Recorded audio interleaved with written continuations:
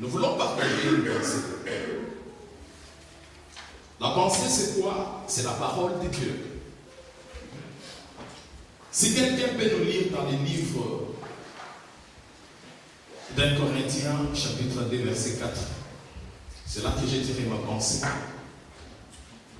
Et c'est cette pensée qui va t'édifier, qui va aussi édifier la vie de toute personne peut-être qui est venue pour la toute première fois en Seigneur.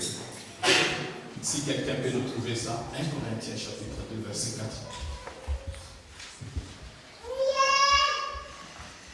Tu peux le lire avec moi.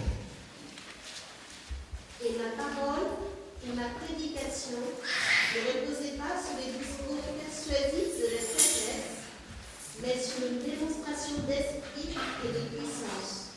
Alléluia. Amen. Celui qui parle ici, c'est l'apôtre Paul.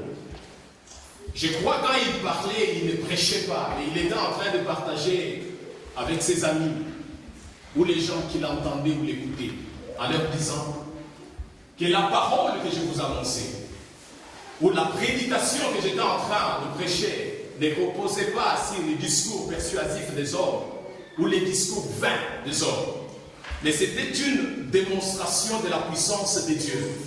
Il voulait juste dire en d'autres termes que les Paul qui parlaient autrefois, et c'est Paul qui vous parle de la part de Dieu, ce sont les deux Paul qui sont totalement différents. Alléluia. Amen. Alléluia. Amen. Un homme peut te dire quelque chose aujourd'hui et demain changer. Voire même celui qui peut te dire que moi je t'aime le plus de toute autre chose, il peut changer ce qu'il t'avait dit hier. Mais cette parole que cet homme était en train d'adresser, c'est la parole de celui qui a tout créé, qui ne change jamais. Ce qu'il dit, ça reste Amen. Amen. Alléluia. Amen. Alléluia. Amen. Et ce matin, je suis venu t'amener la parole qui apporte la vie, qui change les circonstances, qui change les situations peut-être compliquées dans ta vie. Amen. Et c'est cette parole qui apporte la guérison que les gens de ce monde ne peuvent jamais apporter dans nos corps, bien que nous nous sentons malades. Cette parole que j'ai annoncée, ou cette prédication que je prêchais, ne résidait pas sur les paroles persuasives ou les paroles vaines des hommes, mais c'était une démonstration de la puissance de Dieu. Et quand ce Paul était en train de parler, il a été autrefois appelé Saül. Et vous connaissez la mission qu'avait Saül, ce qu'il était en train de faire contre l'Église. Et quand il s'adressait à ces gens, il n'était plus Saül. Il était déjà un homme converti, un homme affranchi, un homme établi pour une mission. Et il faisait la cohérence ou la différence entre les paroles qui sortaient de la bouche de Saül et celles qui sortent maintenant de la vie ou de la bouche de Paul. Oh my God. Amen. Amen.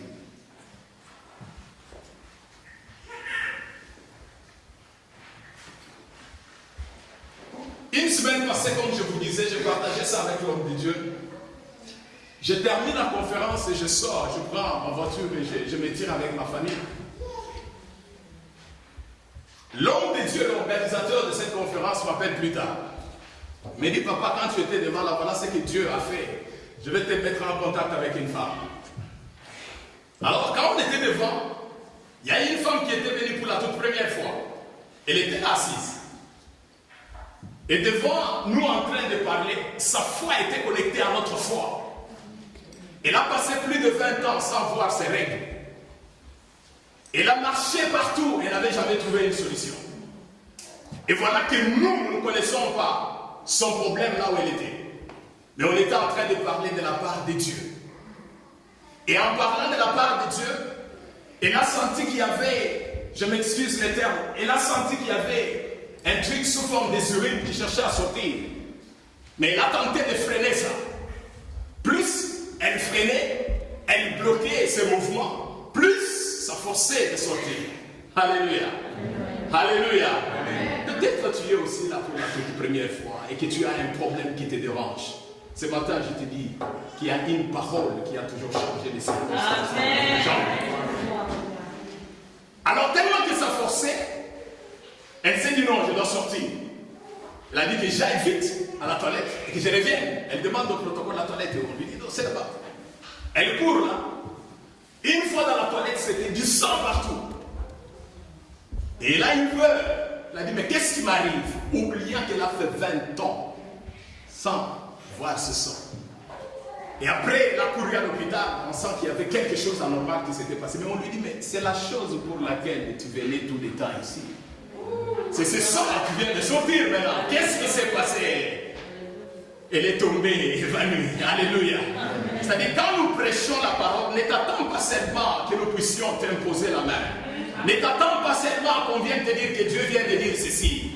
Dieu peut créer un miracle à travers la parole qui sort de la bouche de l'homme de Dieu. Et c'est elle qui appelle plus tard pour commencer à pleurer. Voilà, Dieu m'a visité après plus de 20 ans dans cet état. Alléluia. Amen. Alléluia. Amen. La Bible dit qu'il a envoyé sa parole. Et sa parole fait quoi? Les guérit. Il n'a pas envoyé autre chose. Uniquement que sa parole. Et c'est cette parole qui était entrée en action pour découvrir les situations, les problèmes compliqués dans ton corps et te donner solution. Et c'est de cette parole que nous sommes en train de nous servir jusqu'aujourd'hui pour apporter le sens exact à la vie des enfants de Dieu qui sont en train de croupir dans les cressements. Je vais parler de 3 points, mais j'aimerais que tu puisses vraiment m'écouter. Des fois, il y a une complication, nous nous posons la question. Romains 8, 1 nous dit qu'il y a plus de condamnation pour ceux-là qui sont dans Christ. Mais papa, je suis chrétien, j'ai accepté Jésus-Christ comme Seigneur et Sauveur. Pourquoi la situation de ma vie demeure toujours la même? D'ailleurs, elle est devenue plus pire qu'avant. Le vendredi, nous avons partagé avec le bien-aimé qui était là et j'ai donné un exemple dans les livres d'Ézéchiel au chapitre 16 où nous parlons de ce cordon ombilical qui n'est pas coupé, de ce bébé-là qui est né. Alléluia. Tu peux être chrétien, enfant de Dieu, mais ton cordon n'était pas coupé. Tu viens ici et tu n'as pas peut-être te défier en Jésus-Christ. C'est difficile que cette parole que nous t'adressons puisse créer quelque chose dans ta vie. Alléluia. Amen. Alléluia. Amen. Alléluia. Amen. Quand Jésus passait et qu'il y avait cette femme qui est restée pendant 12 ans avec ce sang en train de sortir, je ne crois pas qu'elle était la seule. Il y avait encore plusieurs parmi cette foule qui avaient divers problèmes. Mais elle a saisi juste l'opportunité liée à la foi qu'elle avait. Elle a dit que si je me mettais debout, et si j'ai touché seulement, non pas à la totalité de ses habits, mais que je touche seulement les bords de ce qu'il a, je crois qu'il y a quelque chose qui va se passer en moi. Nous n'annonçons pas la parole juste par aventure ou bien juste pour réaliser les choses telles que nous les pensons. Mais cet homme qui a été établi, ces hommes qui ont été établis pour vous, ils ont reçu un mandat. Alléluia. Amen. Un mandat. C'est-à-dire c'est comme un policier qui a sa tenue de policier qui se met en route et qui commence à faire le véhicule. Là-bas. Il ne dit rien. Il fait ses valeurs. S'il n'a pas cette tenue, mais je serai le premier à les tamponner. Alléluia. Je serai le premier à faire quoi? À les tamponner. Mais à cause seulement de cette tenue qu'il porte, je suis censé, même si j'étais à quel niveau de vitesse, d'arrêter mon véhicule parce qu'il a un mandat. Et ces gens n'ont pas un mandat de la part des hommes, ils ont reçu un mandat de la part de Dieu. Amen. Comme lui-même est puissant et qu'il a la force de changer des circonstances et des situations. Amen. Il a dit, voilà, moi, je te prends, toi, tu deviens mon ambassadeur. Ce que je peux faire ou ce que je suis capable de faire, à chaque fois que les gens viendront vers toi à mon nom, toi tu vas le faire. Et nous, enfants de Dieu, on a été toujours très distraits. Très distraits à l'écart de ces gens.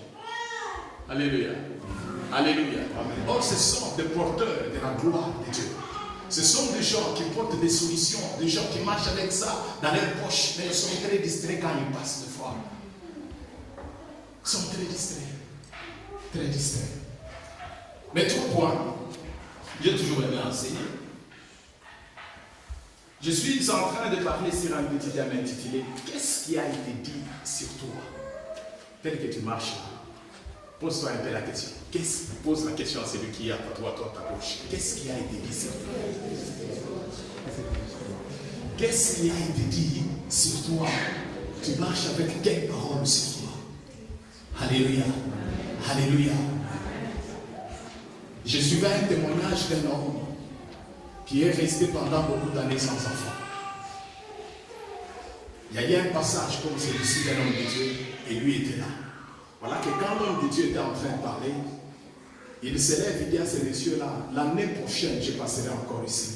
Le Seigneur me fait voir que tu n'as pas d'enfant, mais je viendrai pour bénir ce bébé qui sortira de toi. Et le type était très touché là où il était. Il a dit comment? Il a su mon problème. Et il s'est accroché à cette parole. Il a dit tel qu'il a dit, moi l'année prochaine j'aurai l'enfant. Et je souhaiterais que cet homme vienne bénir l'enfant qu'il lui-même a proclamé dans sa bouche. Alléluia. Et voilà qu'une semaine plus tard, cet homme se lève, je ne sais pas là où il partait, il était dans une pirogue. Et au milieu, je ne sais pas, de la rivière ou quoi, c'est la pirogue qui s'écoule. Et les messieurs se retrouvent en train de noyer. Il a fait un grand effort pour se sauver parce qu'il connaissait nager. Mais à un moment donné, il a senti qu'il n'avait pas assez de souffle pour aller de l'autre côté. Et il a commencé à fondrer. Alors là, quand il était submergé par l'eau, il s'est souvenu que d'une seule chose, qu'il y a un homme qui m'a dit il y a une semaine, que l'année prochaine, je viendrai pour bénir un bébé qui sortira de toi. Et maintenant, je suis en train de partir. Je ne sais pas comment ce bébé-là viendra. C'est ça la question qu'il s'est posée quand il se battait avec l'eau. Et du moment où il se battait avec l'eau, il a senti qu'il s'est accroché à quelque chose. C'était un barre de fer. Il ne sait pas d'où venaient ces barres de fer. Et il est resté là-bas. Jusqu'à ce qu'il ait le sauvetage. Alléluia. Amen. Alléluia. Qu'est-ce qui a été déclaré sur toi? Il a compris que non, ce n'est pas moi qui dois mourir maintenant. Parce qu'il y a quelque chose qui m'attend. Comme il a été dit que l'année prochaine, il y a un bébé qui sortira de moi. Ma femme n'est même pas encore enceinte. Je n'ai pas encore enceinté cette femme. Mais comment je suis en train de partir? La parole a créé cette barre de fer pour arrêter la vie de cet homme qui partait. Je suis en train de te parler de la puissance de la parole, mais avec un sous-thème intitulé qu'est-ce qui a été dit sur toi? Je commence avec mon premier point. Le premier point, je parle des parents biologiques que nous avons. Ton père et ta mère. Des fois parce que nous avons reçu de très très mauvais enseignements. Ou quelqu'un peut se lever un bon matin, commencer à te dire des choses que ton papa c'est un sorcier, ta maman c'est une sorcière. Souvent je me suis toujours dit, si je me croise avec un type comme ça, il a mis le risque d'avoir une gifle parce qu'il ne connaît pas d'où je viens. Mais toi tu me vois aujourd'hui, je suis déjà directeur peut-être d'une entreprise. Je suis papa des enfants. Je suis mari de quelqu'un. Tu dis à cette femme qui m'a gardé dans son ventre pendant 9 ans, et tu déclares que c'est elle qui est la cause, peut-être de mes blocages ou de ceci ou de cela. Non, ça c'est pas vrai.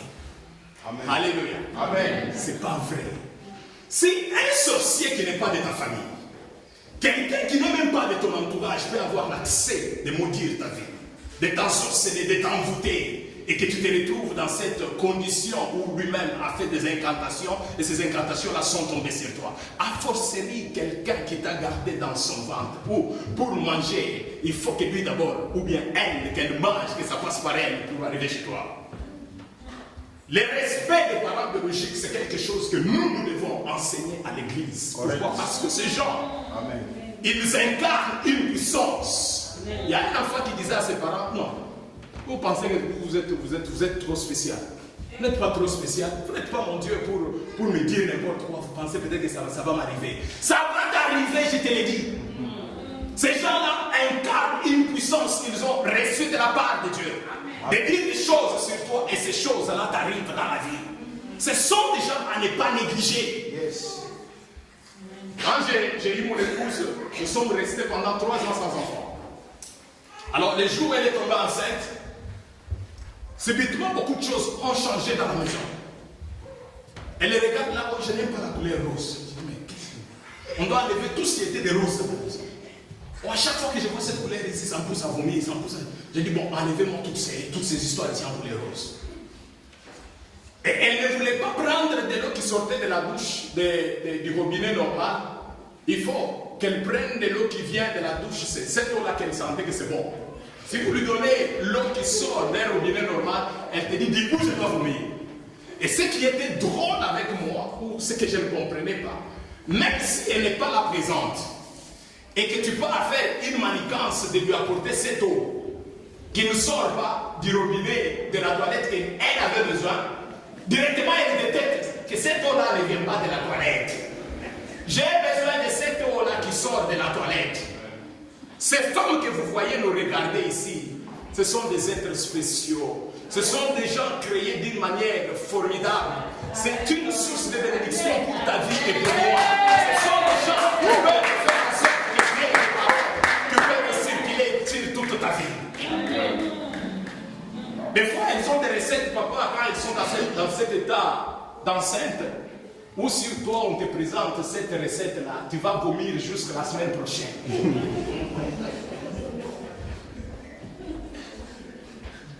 Nos parents ont besoin d'un respect qui vient de Amen. Mon père s'est levé un jour. Il avait beaucoup d'enfants, mais il se lève un jour, il dit, moi si je ne serai pas là, c'est celui-ci. C'est celui-ci qui va continuer mon œuvre. Là, c'est après que Dieu ait parlé sur moi.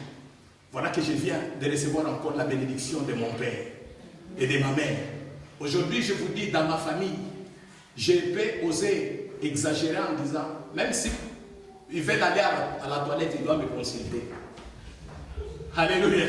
Il doit me demander tout sauf rien. C'est-à-dire, si j'ai dit non, c'est non. Pourquoi?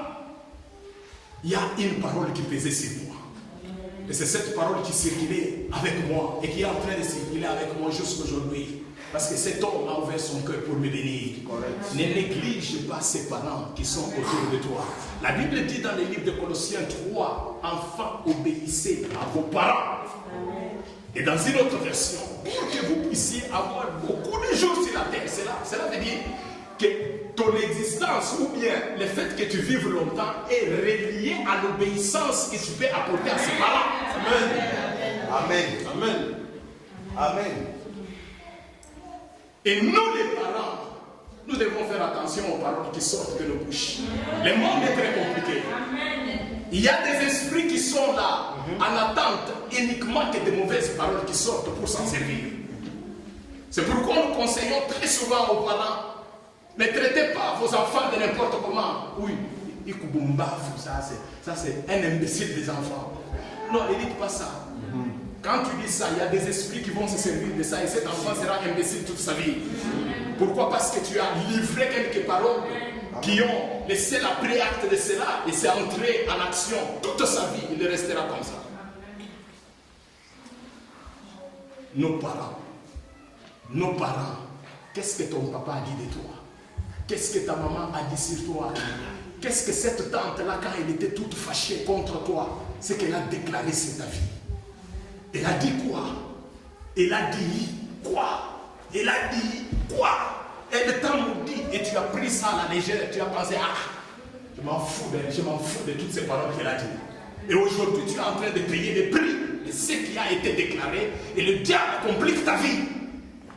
Et tu deviens un chrétien d'une Jérusalem qui avait ses mauvaises sources ou ses mauvaises origines, mais tout en étant Jérusalem, la cité de Dieu.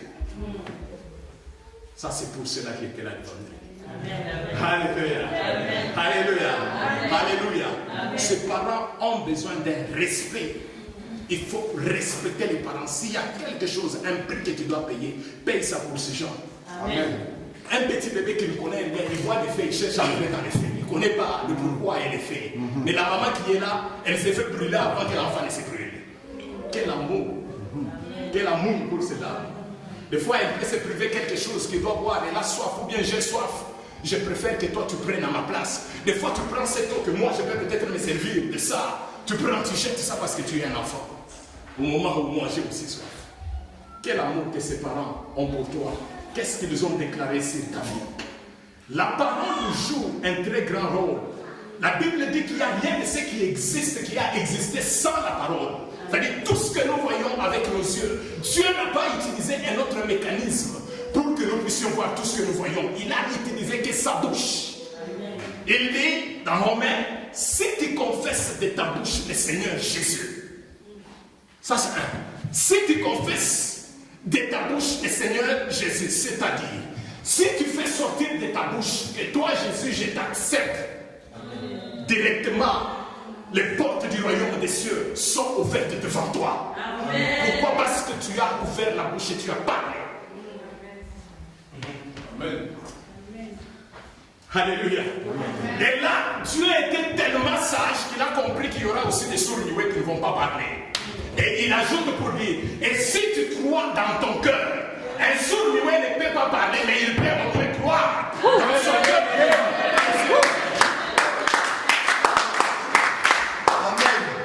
Alléluia. Amen. Alléluia. Amen. Ne néglige pas tes parents. Ces gens jouent un très grand rôle. Amen. Je rentre dans la Bible, dans les livres de Genèse, chapitre 49, au verset 1 et 2. Ça, c'est l'histoire de Jacob.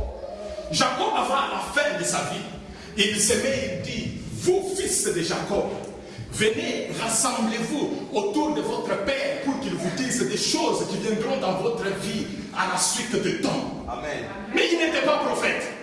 Mais il dit, venez, rassemblez-vous tout autour de votre père Israël. Qu'il vous dise des choses qui vont arriver dans votre vie à la suite de temps. Il n'avait pas d'autre héritage à laisser à ses enfants si ce n'est que parler. Amen. Amen. Amen. Alléluia. Amen. Amen. Alléluia. Amen. Amen. Tu sais, quand il parle, c'est ce que je vois. Je continue d'abord. Alléluia. Alléluia. Et quand il commence à parler, il s'adresse à son fils aîné Ruben. Au lieu de bénir Ruben, il le maudit, mais d'une manière indirecte en disant que voilà ma force et ma vigueur.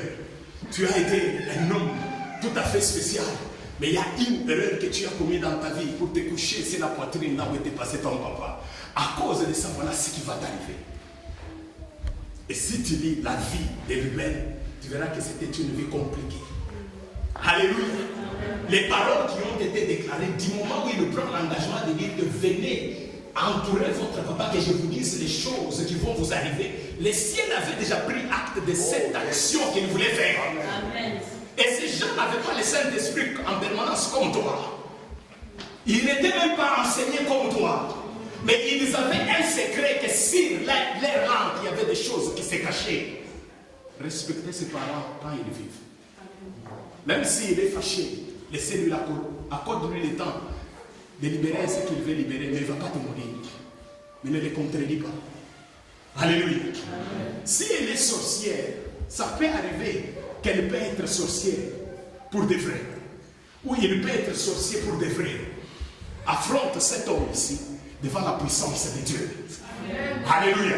Ou cette femme-là devant la puissance de Dieu. Ne l'expose pas. Alléluia. Amen.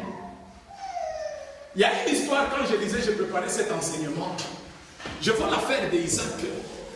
Isaac, c'était dans les livres de Genèse, chapitre 27. Ce qui m'a étonné dans cette affaire, il y avait Isaac qui avait deux fils, Esaü et Jacob. Écoutez, pasteur, ce qui se passe. Cet homme, à la soirée de sa vie, ses yeux étaient déjà appesantis, il ne voyait plus. Il se lève un bon matin, il dit à son fils, voilà Esaü, tu es le fils que j'ai toujours aimé. Mais je sens, avant que je ne parte, que je libère quand même une parole sur toi. Mais avant de libérer cette parole, j'aimerais que tu ailles me chasser un gibier. Que tu les tues là. Tu les gauches. Tu enlèves tout ce que tu peux enlever.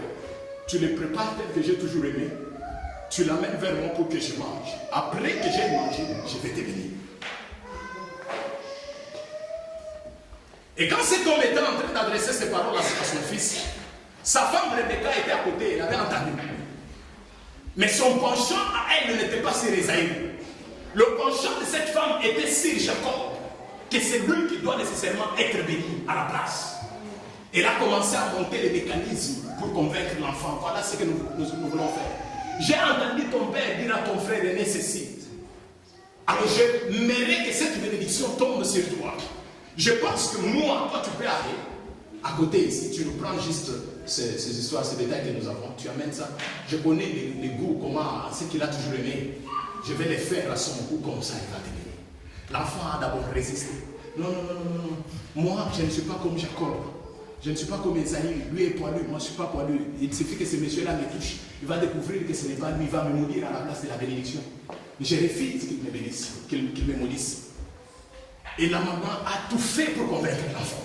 Il a dit, si cette malédiction-là, s'il arrivait à découvrir que ce n'est pas toi, Esaïe, et qu'il te maudissait, que la malédiction qui sortira de sa bouche puisse tomber sur moi et non pas sur toi. Qu'est-ce qui a été dit sur toi? Tu marches avec quelle parole sur ta tête et sur ta vie? Une parole auprès de laquelle tu t'accroches quand tu es devant des situations. Alors, la femme monte son plan, elle réussit aussi son pari. Et le papa arrive le temps de venir, Jacob qui s'approche, il a d'abord dit, mais il connaît même l'odeur d'Esaïe et mon odeur à moi. Il dit, non, on va changer les habits. Les femmes ici sont terribles. Les femmes ici sont terribles. Si elles veulent te faire des trucs, c'est pourquoi elles sont utilisées partout. Dans les grands services secrets, ce sont elles qui sont là. Alors il faut respecter ces mamans ici. Alléluia. Il faut respecter ces mamans ici. Pas seulement qu'elles sont utilisées dans le mauvais, mais il y a beaucoup de choses bonnes qui arrivent dans notre vie à cause d'elles. Alléluia. Alléluia. L'enfant s'approche de son père et il dit ceci. Le papa qui touche l'enfant et dit, l'odeur de mon fils est semblable à l'odeur d'un champ que l'Éternel Dieu a béni. Et il commence à ouvrir sa bouche, liée au ciel, pour déclarer les paroles de bénédiction sur son fils qui lui prétendait bénir. Or, ce n'était pas celui-là, mais il l'a fait quand même. Après avoir terminé cette opération, quelques minutes plus tard, c'est le vrai fils qui revient maintenant, avec tout ce qu'il avait fourni comme effort. Il vient, il présente ça à papa. Papa, voilà, enfin, ce que tu m'avais demandé. Mon problème, ce n'est pas que tu manges, mon problème est que ça se passe rapidement pour que je reçoive la bénédiction. Or, la bénédiction, là, ce n'est qu'un symbole des paroles qui vont s'accomplir. Mais il savait l'importance de sa parole sur sa vie. La Bible dit, quand vous lisez dans Genèse 27, au chapitre 33, la Bible dit ceci. Et Isaac fit cesser d'une grande et d'une violente émotion. Ça, c'est la première réaction du papa après que l'enfant se présente auprès de lui. Isaac fit cesser d'une grande émotion, d'une violente plutôt émotion, et il dit ceci. Qui est donc celui-là qui a chassé du gibier et me l'a apporté? J'ai mangé de tout avant que tu viennes. J'ai mangé ça avant que tu viennes. Pas seulement que j'ai mangé, mais voilà la suite. Et je l'ai béni. Pas seulement que je l'ai béni, aussi sera-t-il béni. C'est ça ce qui m'a étonné. Aussi sera-t-il béni. L'enfant qui commence à pleurer et papa qui commence à pleurer aussi. Mais quand je me posais la question, parce que je me disais, mais qu'est-ce qui a empêché à cet homme de reprendre juste les mêmes paroles qui étaient sorties sur ces fausseurs, ou ces voleurs, ou ces tricheurs pour dire ça à son fils sur qui il comptait les mêmes paroles. Or, le ciel avait déjà pris acte et la signature était déjà posée. Il dit, je ne peux pas faire le contraire, mon fils. Je suis même parti plus loin. L'enfant qui lui dit, est-ce qu'il n'y a pas quelque chose que tu as réservé pour moi? Il dit, j'ai tout dit. J'ai même dit que toi, tu seras esclave de cet homme. Mais quand il dit ça, il pleure. Il a mal. Pourquoi? Parce que sa bénédiction est partie ailleurs. La puissance d'une parole. Qu'est-ce que tu as sur ta tête? Tu marches avec quelle promesse dans ta vie? Je ne peux rien changer. Tout ce que j'ai dit, cet homme ou cette femme sera nécessairement béni.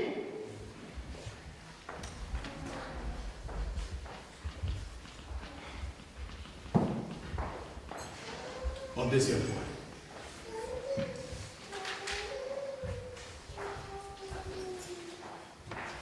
Ce deuxième point,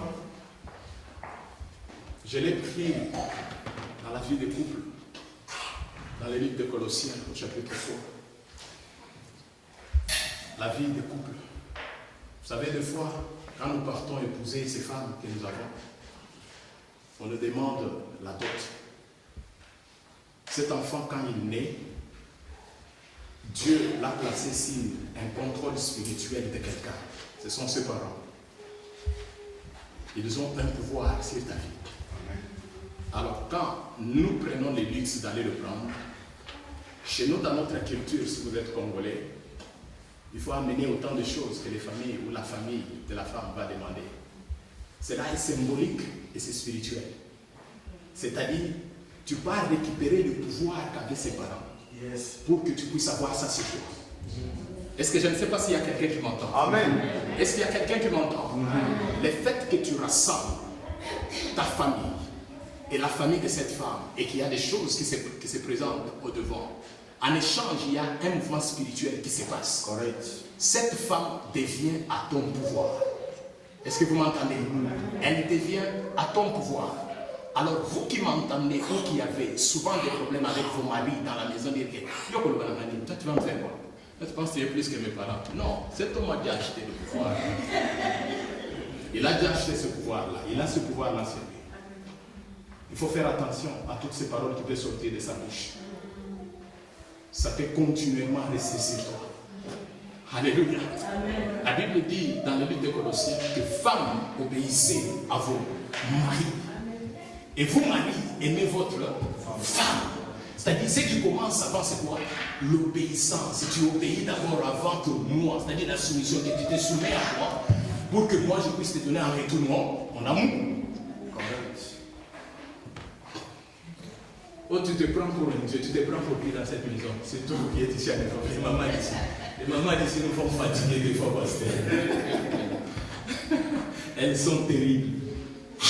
Tu es là matin, oh, tu me fais trop de trucs là, tu es tout ça, tu penses que tu es spécial. Non. Cet homme a un pouvoir. Il a fait ça spirituellement. Mais je ne vais pas donner trop de pouvoir seulement aux hommes, même ces femmes.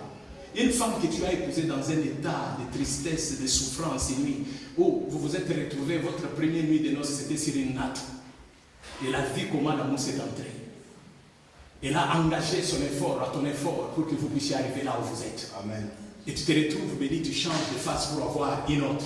Sache que si elle dit quelque chose sur toi, ça va prendre ta vie. Oh, est-ce qu'il y a quelqu'un qui m'entend? Ça va prendre ta vie.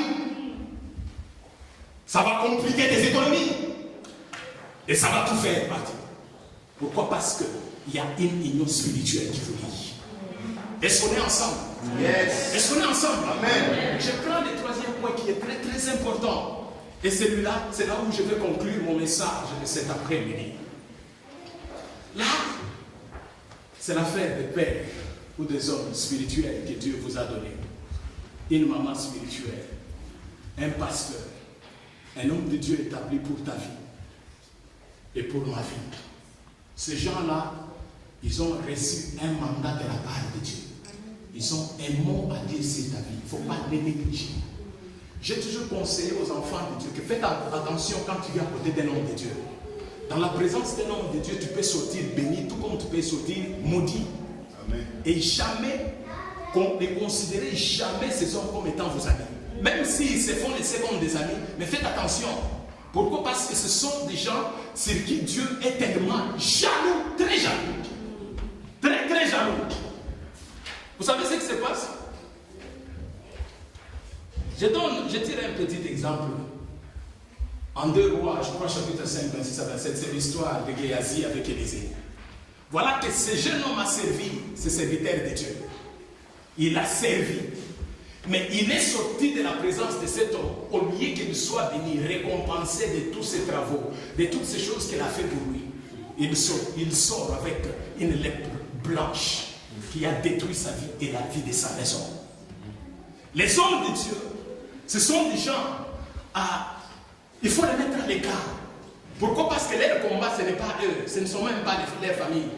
C'est un problème directement avec Dieu. Est-ce qu'il y a quelqu'un qui m'entend? C'est un problème directement lié avec celui qui l'a créé, qui l'a établi à ce poste-là. Même s'il s'approche de toi, ne le prends jamais pour un ami. J'avais un enfant spirituel. Il commence à me donner ça, tout et tout bon. À un moment donné, quand je regarde, il commence à me prendre pour son ami. Et ce qu'il est là, il vient, ou bien s'il te donne la main, là, il donne la main comme font les Américains. De quoi? Je suis resté là, je dis quoi? Je lui ai dit voilà. Il y a un risque avec toi. Moi, je ne suis pas ton ami. Je ne suis pas ton ami. J'ai dit à ma femme, je crois elle m'entend. Je lui ai dit, tu n'es pas mon ami. Mais je suis un papa pour toi. Il faut que je sois content pour toi pour que tu sois béni. Alors là, il les récupère et me dit, mais papa, même Jésus lui-même avait dit à ses disciples que vous, maintenant, vous n'êtes plus mes serviteurs, vous devenez mes amis. Je lui ai dit, écoutez, la seule chose que tu vas retenir, telle que tu me dis, moi, je ne suis pas Jésus. Moi, je ne suis pas Jésus. Jésus était venu pour mourir pour les gens. Moi, je ne suis pas là pour mourir. Jésus n'avait pas de femme.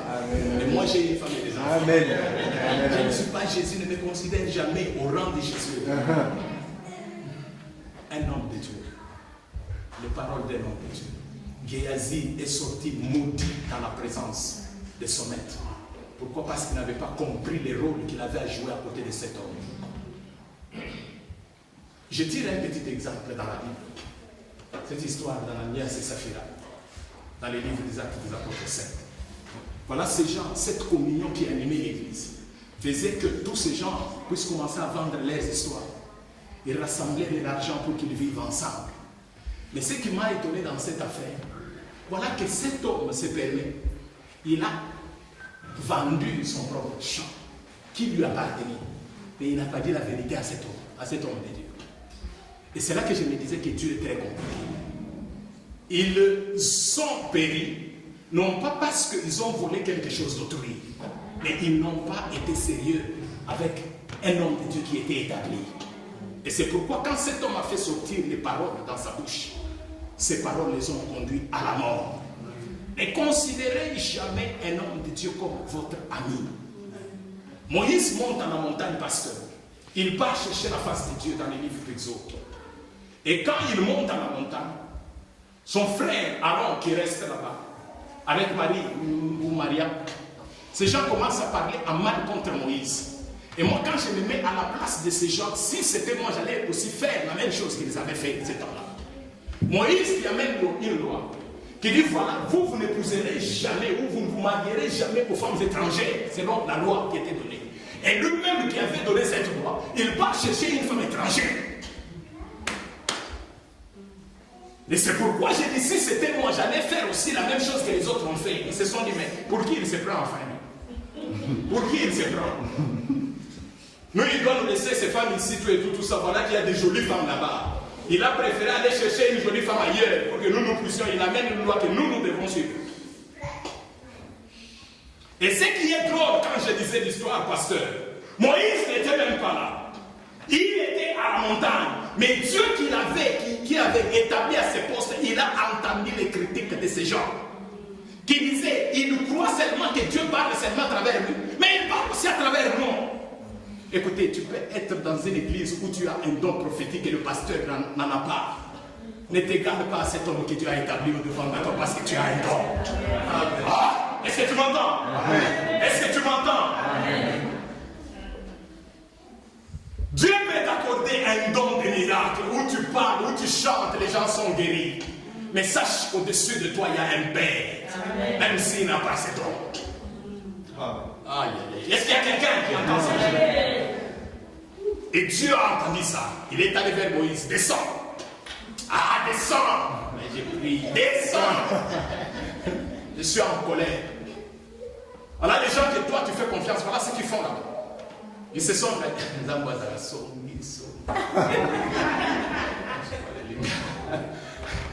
Dieu ici est très compliqué. C'est ça ce que j'ai compris ici.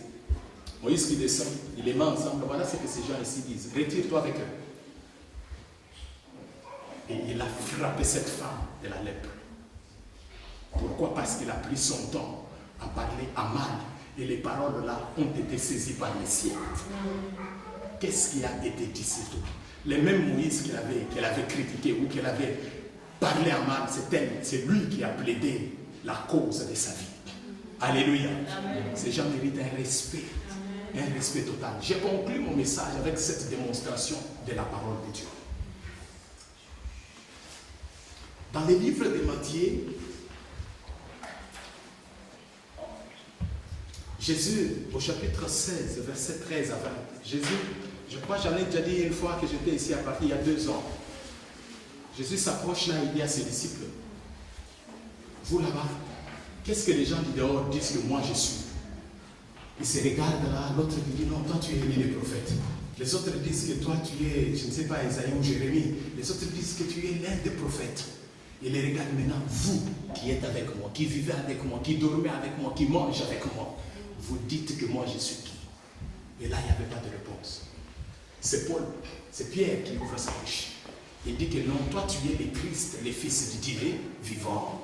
Jésus les regarde et lui dit, écoute Pierre, ce que tu viens de dire là, ce n'est pas le sang et la chair que tu portes qui t'ont révélé. Mais ça c'est mon Père dans les cieux qui t'a révélé ces choses. Mais à cause de ce qui est sorti de ta bouche, c'est toi Pierre, moi je bâtirai mon église. Du moment où Jésus prend acte de déclarer cette parole, les ciels a saisi ça. Et Pierre était en train de vivre non pas comme un Pierre d'avant. Il vivait déjà un Pierre renouvelé parce qu'il y avait quelque chose qui s'est préservé. Même si la terre s'ouvrait et que la terre pouvait engloutir tout le monde, Pierre ne pouvait jamais s'enfoncer. Pourquoi? Parce qu'il y avait une parole qui était déclarée sur lui. Amen. C'est toi je bâtirai mon église. Waouh. On parle plus loin. Jésus qui est là à la fin de sa mission, il dit à ses disciples, voilà moi, je crois que je suis en train d'atteindre la fin de ma mission sur la terre. Bientôt, je vais vous quitter. Je vais scandaliser les vies de ces gens qui me regardent. Bien tellement qu'il considérait, à un moment donné, il était un peu trop violent, donc tellement qu'il était un peu avancé en âge, il pensait que Jésus était son ami. Il dit, toi, tu peux scandaliser tout le monde, mais pas moi. Tu peux scandaliser tous ces gens ici, moi, là. Et Jésus n'était pas content. Il n'était pas d'accord avec cette réaction homme de Dieu. Il a dit, à cause de ce que tu viens de me dire, avant que les coqs ne chantent aujourd'hui, toi tu vas les régner 3 fois. Je ne crois pas qu'il a fait sortir cette parole dans les bons. Je crois qu'il était fâché. Pourquoi? Parce que cet homme l'a contredit. Il a contredit ce qu'il était en train de présenter selon sa mission. Toi tu vas les régner. Mais c'est la même personne où la parole a été déclarée que sur toi, je vais bâtir mon église. C'est sur cette même personne que la parole change pour sortir en disant que toi tu vas les régner. Vous savez ce que c'est régner? Je ne te reconnais pas. Toi et moi, il n'y a pas de relation.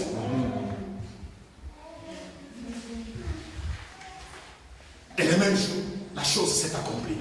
Jésus est mort. Il se retrouve dans son sépulcre. Les femmes se lèvent rapidement. Elles partent là pour aller visiter là où le corps du maître a été posé. Elles arrivent au tombeau, elles trouvent que le corps n'était pas là. Mais elles trouvent au moins quelqu'un d'autre.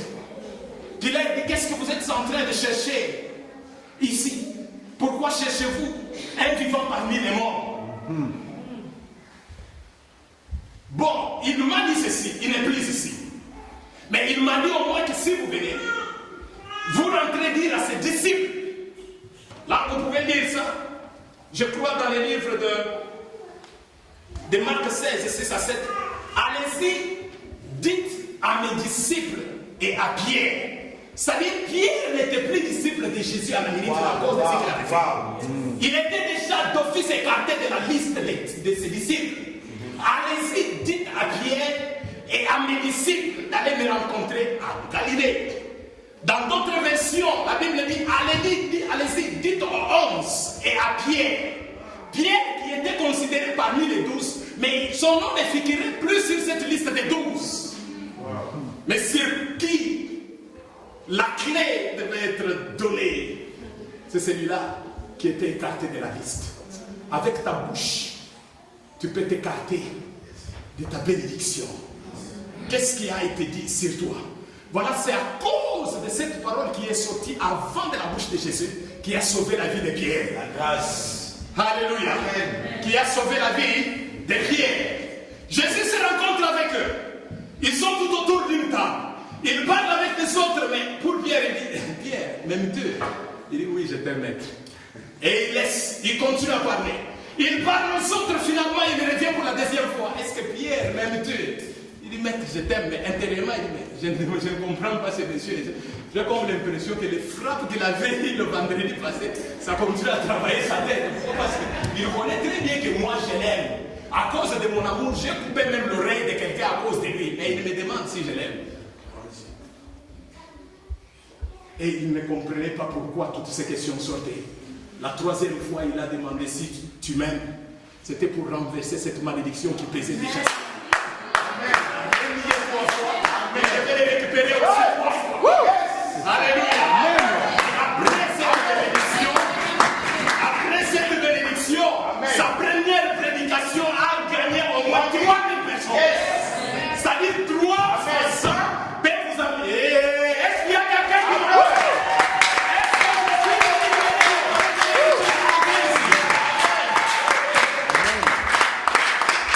Est-ce qu'il y a quelqu'un qui s'attend à une parole de bénédiction sur lui cet après-midi? Je te dis que ça c'est une journée spéciale pour toi.